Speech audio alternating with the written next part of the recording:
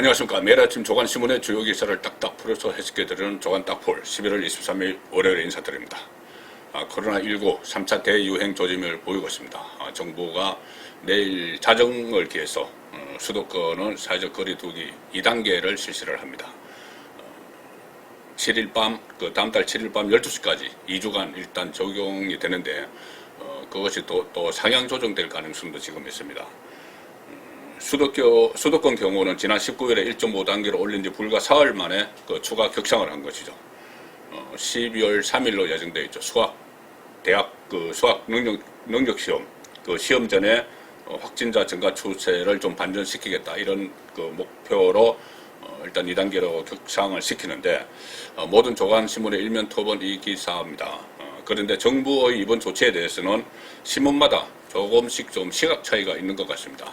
선제적으로 잘 대응했다 이런 평가가 있는 반면에 아니다 이것보다 더 강하게 해야 된다 그런 지적도 나오고 있습니다. 서울신문 일면 토본 선제 대응에 초점을 맞췄습니다. 수도권 2단계 격상 수능 앞두고 선제 대응 선제적으로 잘 대응했다는 그런 기사를 일면에 세웠습니다. 수능 열흘 앞두고 확산세 못 겪으면 비상 걸린다. 그래서 정부는 이대로면은 3달 초에 600명까지 확진된다. 그래서 선제적으로 대응했다. 자, 이런 기사가 있는 반면에 중앙일보는 아니다. 2차 유행이 있었던 8월이죠. 8월보다 지금 더 심각한데 그때 코로나 수도권 유행했을 때 지금 2단계로 충분할까? 이런 의문점을 제기합니다. 2단계로 이것을 다 막을 수가 있느냐? 8월보다 더 심각한데 8월달에 2단계였죠. 자, 그런 분석 기사를 세우면서 전문가들은 현 대규모 확산 상황이 앞선 2차례 유행 3월, 8월보다 심각하다. 그래서 연일 거리두기 단계를 격상해야 된다. 그런 주문을 해왔다. 자, 2단계로도 불충분하다. 이런 기사인데 조선일보는 3차 대유행이 이 정부가 경제 논리를 보건 논리를 앞세워서 시책을 폈기 때문에 그 측면이 있다. 그런 이야기를 하면서 또 한편으로는 방역당국이 정권의 눈치를 보느라고 제 목소리를 안 내고 있는 것 아니냐. 그래서 이렇게 악화된 것 아니냐. 그런 점에 주목을 하고 있습니다. 그리고 최근에 정은경 질병관리청장 목소리가 잘 들리지 않는데 그것도 정권에 밀려서 정권의 눈치를 보기 때문에 그런 것 아니냐 이런 기사입니다. 자, 조선일보 이면 기사입니다. 어느 순간부터 할 말 않는 한국 방역 사령탑. 어느 순간부터 할 말을 하지 않는다. 한국 방역 사령탑 정은경. 그전에는 거의 이틀에 한 번씩 계속 언론에 나와서 브리핑을 하고 또 여러 가지 목소리를 선제적으로 많이 냈었죠. 그래서 어떤 국민적인 상당히 호응도도 높고 그랬었는데 지금 최근에 들어서는 정부가 소비 쿠폰을 마구 뿌리고 또 방역을 느슨하게 하는데도 제 목소리를 안 내고 있다. 정은경 질병관리청장이. 그전에는 이틀에 한 번꼴로 코로나 브리핑 하다가 질병청장이 된 후에 그때는 본부장이었죠. 질병청장이 된 후에 72일 동안 단 13번만 브리핑을 했다. 그리고 또 지난 16일에는 앞으로 2주 내지 4주 후에 하루에 300명이 확진될 거라고 이야기를 했는데 불과 사흘 뒤에 5일 연속 300명대 나와서 오판을 했다. 자, 이런 기사도 나옵니다. 그래서 정부가 경제 살리기에 밀려서 방역 원칙을 제대로 못 지켜냈다. 이런 지적이 전문가들 사이에 나온다. 자, 그런데 그 아래 기사 보시면 미국과 비교를 했습니다. 살해 위협에도 할 말하는 미국 방역 사령탑. 우리 쪽 방역 사령탑은 정권의 눈치를 보는 것 같은데 미국 방역 사령탑은 살해 위협에도 본인이 살해하겠다 이런 위협에도 다 할 말은 다 했다. 자, 이렇게 비교를 하는 기사입니다. 앤서니 파우치 국립알레르기 전염병 연구소 소장이죠. 코로나 사태에서 여기에 좀 현실을 오도하려는 트럼프 대통령과 맞서서 여러 가지 팩트와 과학을 근거로 소신 발언을 쭉 했습니다. 그래서 트럼프 지지층에서 살해 위협을 받았지만 미국 내에서 지금 미스터 쓴소리 이렇게 또 코로나 대통령 이렇게 불릴 정도로 신뢰를 받으면서 할 말은 다 한다. 살해 위협에도. 그러니까 한국 상황과 자 비교를 한 것이죠. 문재인 정권에서 어떻게 보면은 국민의 건강 또 재산이 걸린 이런 문제까지 쓴소리를 하기 어려운 그런 분위기가 정권 안에 있는 것 아니냐, 그런 지적이 나올 수가 있습니다. 오늘은 한 주가 시작되는 월요일인데 또 이번 주도 추미애 윤석열 갈등 그대로 증폭될 것 같습니다. 아마 이번 주가 클라이맥스가 아닌가, 클라이맥스 주간이 아닌가 또 그렇게도 싶습니다. 윤석열 총장은 오늘 당장 1선 검사들과 만나서 또 대화를 합니다. 1선 검찰청에서 수사구조 개편 업무를 담당하는 검사들이 참석하는데, 자, 이 자리에서 또 어떤 이야기를 할지, 그리고 이 법무부 추미애의 법무부 감찰관실은 이번 주에도 윤석열 총장에 대해서 직접 대면 감찰을 하기 위해서 또 대검을 방문하고 뭐 그런 일들이 일어나겠죠. 법무부가 뭐 그렇게 이야기했습니다. 지난주에 일단 감찰을 중단을 하면서 취소를 하면서 수사나 비위 감찰의 지휘고하를 막론하고 성역이 있을 수 없으므로 향후에도 국가 원칙에 따라 철저히 절차를 진행하겠다 이렇게 이야기했기 때문에 다시 또 윤석열을 압박하는 그런 상황이 있을 건데, 오늘 윤석열 총장이 검사 간담회에서 어떤 메시지를 던질지 당장 주목이 됩니다. 그 전에 검찰 개혁의 핵심은 살아있는 권력 수사다, 그런 이야기를 했었죠.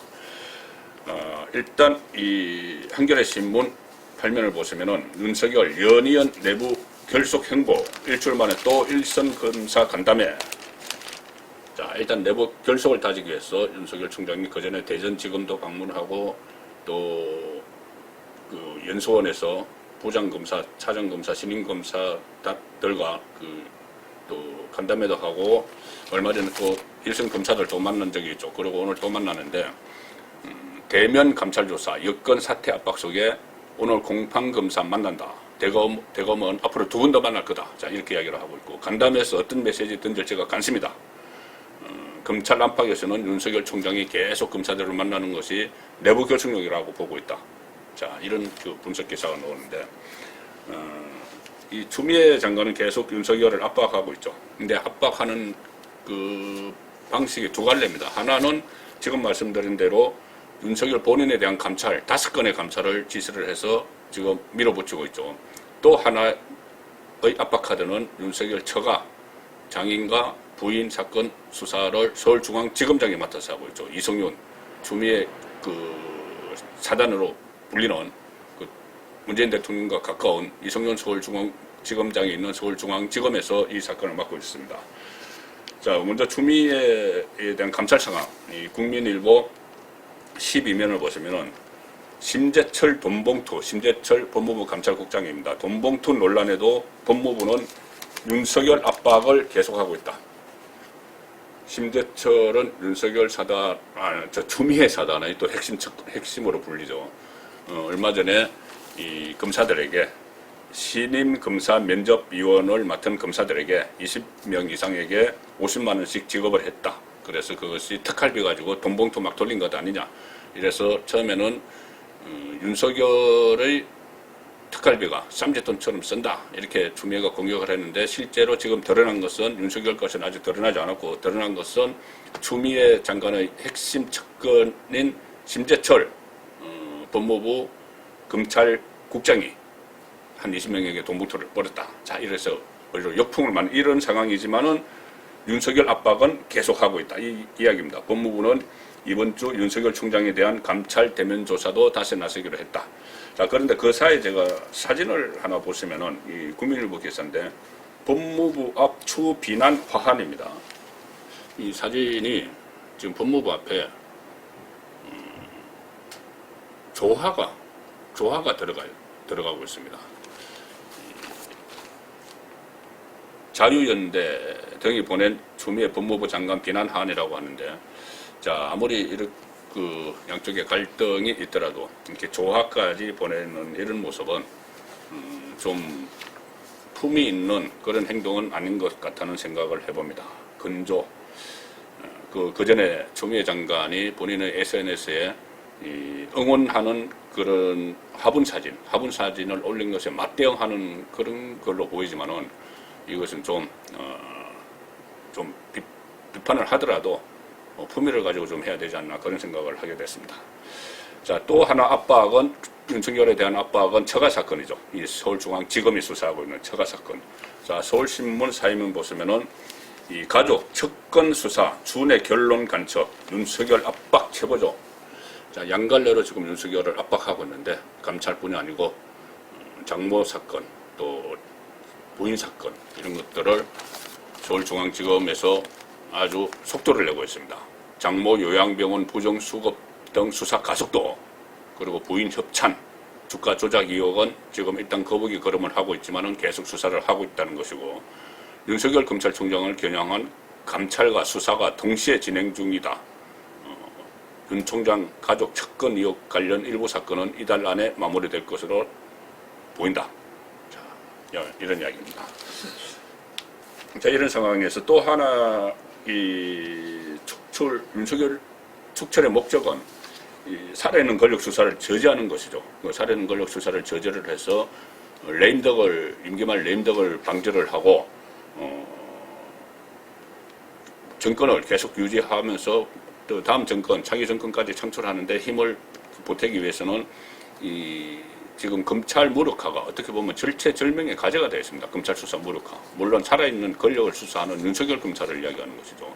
그런데 윤석열 검찰뿐이 아니고 그 검찰을 무력화하는 방법 외에 검찰을 장악하는 수단은 또 하나 있죠. 바로 고위공직자범죄수사처 설치입니다. 지금 연내에 반드시 설치하겠다. 민주당에서 그렇게 이야기를 하고 있죠. 수단 방법을 가리지 않고 설치하겠다. 그래서 야당이 계속 공수처장 임명의 비토권을 행사하면 그 비토권을 없애버리는 방향으로 법 개정을 하겠다. 이렇게 나오고 있습니다. 연말까지 반드시 관찰합니다. 자, 세계일보, 여당은 오늘 공수처법 최후 통첩한다. 야당은 국회 보이콧하겠다. 거센 반발을 하고 있다. 국회 보이콧, 지금 야당에서는 그 장애 투쟁 이야기까지 다시 나오기 시작하는 그런 상황입니다. 오늘 중으로 공수처장 임명에 그러니까 지명에 협조하지 않으면은 오늘 다시 한번 선정을 해보고 거부하면 법 개정은 불가피하다. 아예 야당이 이 비토권을 행사하지 못하도록 법을 고쳐버리겠다. 여기에 대해서 국민의힘은 무슨 군사작전 돌입한다고 온풀해 놓는 것이냐. 정말 그렇게 강행을 하면 국민적 저항에 증명을 할 것이다. 장애투쟁 이야기까지 나오는 그런 상황이죠. 지금 추미애 윤석열이 충돌하고 또 공수처 설치를 놓고 여야가 대치를 하고 이것 외에 가장 현실적으로 다가오는 충돌 지점, 여야의 충돌 전선이 형성되는 지점은 내년 4월에 실시되는 서울시장 그리고 부산시장 보궐선거죠. 자, 박원순 서울시장과 오거돈 부산시장, 전 부산시장, 전 서울시장 성추문으로 시작이 됐는데 부산은 10조 원짜리 가덕도 신공항 공사로 이 성추문을 덮어버리는 그런 선거를 하려고 지금 수단을 꾸미고 있습니다.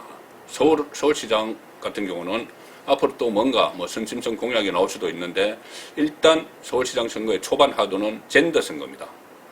젠더 선거가 치러질지 여부입니다. 박원순의 성추문으로 이 보궐선거가 치러졌기 때문에 처음에 이 민주당 여성 중진 의원들이 박원순의 거래 문제 때문에 그 선거가 치러지니까 우리는 여성 후보를 내야 된다. 그런 주장을 많이 했죠. 그래서 여성 후보들이 많이 거론이 됐는데 지금 당내 기류가 조금 변하고 있는 것 같습니다. 뭐냐 하면은 이 야당에서, 국민의힘에서 계속 그 프레임을 가지고 간다. 이렇게 판단을 하고 아니다. 여성을 내세면 안 되겠다. 이런 이야기가 나온다는 겁니다. 한겨레 신문 6면입니다. 야당의 성비위 프레임 빌미로 여성 후보를 밀어내려는 여당. 야당이 자꾸 성비위 프레임을 가지고 나오면서 여성 후보들 이야기를 하니 거기에 말려들면 안 되겠다. 이런 정략적 판단으로 여성 후보론이 설거머니 들어가고 있다. 이 분석 기사입니다. 야당에게 밀리지 않기 위해서 야당이 그것을 선점을 했기 때문에 성비위 프레임을 선점을 했기 때문에 여당은 여성 후보 내면 안 된다. 이런 시도가 일어나고 있다는 거죠. 일단은 그 공천을 안 한다는 약속을 깬 그 여당이 여성 후보 세워야 된다. 이렇게 여성 의원들이 권력구조 변화를 막 강조를 하고 있는데 여당의 지도부는 성별 아닌 능력 비전이 중요하다. 이런 그 명분으로 해서 실제로는 국민의힘 전략에 말려들까 우려하고 있다 이겁니다. 자, 그럼 국민의힘 사정은 어떤지 한번 보시겠습니다. 야당에서는 지금 아마존에서 선거 분위기입니다. 제가 일전에 한번 이 송국근 혼설에서 설명해 드린 적이 있는데 여성 후보들이 상당히 많이 나옵니다. 아마존에서 선거. 자, 그런 이야기까지 나오는데 오늘 이 기사는 이 서울신문 기사, 서울신문 보도입니다. 내년 보선에 첫 여성 광역단체장 탄생할까? 지금까지 여성 광역단체장, 시도지사 단 한 사람도 없었습니다. 그런데 이번에는 탄생을 할까? 서울 부산시장 여성단체장이 돼야 된다. 공감대가 형성되고 있다. 자, 역대 420명의 후보가 광역단체장 후보가 있었는데 여성은 17명밖에 없었다. 특히 서울시장 같은 경우는 민주당 계열에서 2006년 강금슬, 2010년 한명숙 도전장을 던졌지만 모두 오세훈에게 졌다. 자, 그런데 이 상황에서 야권에선 출사표를 던진 이해훈 전 의원 외에 조원희 서울 서초구청장이 언급되고 있다. 그리고 부산시장은 이현주 전 의원 출마가 준비를 하고 있고 여야 모두 여성 가산점 적용 여부가 주목된다. 국민의힘도 여성 가산점 적용 여부를 조기에 결론 내리지 못하고 향후 구성될 공간에 넘겼다. 여성 가산점 20% 주는 가산점이죠. 자, 이런 상황에서 조원희 조원희 구청장은 서울시 첫 여성 부시장을 했죠. 오세훈 서울시장 시절에 정무부시장을 했는데 또 지금 25개 구청장, 서울의 구청장 중에서 유일한 국민의힘 소속입니다. 그런데 조원희 구청장이 가산점을 안 받겠다고 선언을 했습니다. 여성 후보로 나설 예정인데 페이스북에 그렇게 글을 올렸죠. 상황에 따라 차별과 혜택을 오고 가는 원칙 없는 고무줄 가산점이라면 예선이든 본선이든 적용받는 걸 원하지 않는다. 당당하게 경쟁해서 선택받는 길을 택하겠다. 자, 이렇게 여성 주자가 이야기를 했습니다. 신선한 선언이죠. 국민의힘 지방선거 공직 후보자 추천 규정에는 이것이 20% 가산이 적용될 수 있다고 여성 후보자가 얻은 본인의 표의 20%입니다. 득표수의 20% 가산이 적용될 수 있는데 이것을 두고 가산점 적용 여부를 두고 막 의견이 분분하니까 아예 조원희 청장은 가산점 안 받겠다. 그런 식으로 무슨 고무줄로 왔다 갔다 하는 가산점이라고 필요 없다. 정정당당하게 승부를 겨루겠다. 예선에서든 본선에서든 그런 의지를 표력한 것입니다. 자, 제가 매일 아침 조간닥풀에서 칼럼 중에서 하나씩 소개해드리겠다고 말씀드린 적이 있는데 그것도 확 눈에 띄는 칼럼이 있으면 오늘 눈에 확 띄는 칼럼이 있었습니다. 한겨레 칼럼인데 강준만 교수입니다. 진보 성향의 전북대 신문방송학과 교수죠. 강준만 교수 칼럼입니다. 제목이 이겁니다. 설마 종이신문 보겠어? 종이신문은 제가 매일 아침에 소개해드리는 이 신문들이죠. 조간신문들. 설마 종이신문 보겠어? 자, 강종만 교수가 얼마 전에 어느 예능 프로그램을 시청을 하고 있었는데 깜짝 놀랐답니다. 한 출연자가 여러 가지 이야기를 하니까 다른 출연자들이 그거 설마 종이신문 보고 그러시는 건 아니죠? 종이신문 보겠어? 이런 식으로 이야기를 했답니다. 그러니까 종이신문이 요즘 외면을 받는 건 알고 있었지만 종이신문을 보는 게 놀림의 대상까지 된다는 건 미처 예상하지 못했다. 자, 간단하게 소개해드리면은 그런 놀림의 대상이 되는 건 국가적 차원의 비극이다.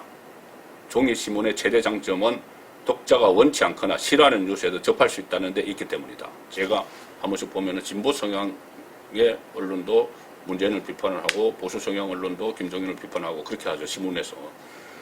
신문들은 수백 년간 이어져온 전통에 따라서 자신들의 정파성에 반하는 뉴스도 내보낸다. 어떤 일이 있었다는 정도의 보도는 비교적 충실히 하고 있다. 그런데 반면 스마트폰을 통해 들여다보는 세상은 그렇지 않다. 자신의 입맛에 맞는 뉴스만 골라볼 수 있으며 그렇게 하게끔 부추기는 알고리즘의 서비스가 가세한다. 자, 이렇게 되면은 학적 편향, 한쪽으로 편향이 되어버리는 그런 현상이 나타나서 결국 그것이 이 국론을 분열시키고 극한 대립을 이끌게 하고 그것을 이용을 하는 문재인 정권처럼 국민 갈라치기에 이용을 하는 그런 상황이 조성이 되는 겁니다. 신문을 보시면은 이 반대쪽 이야기, 아무리 보수 성향이든 진보 성향으로 분류되는 신문이라도 반대쪽 이야기도 다 실습니다. 그리고 자기가 지지하는 그런 진영의 모순점도 신문에서는 다 내보내죠.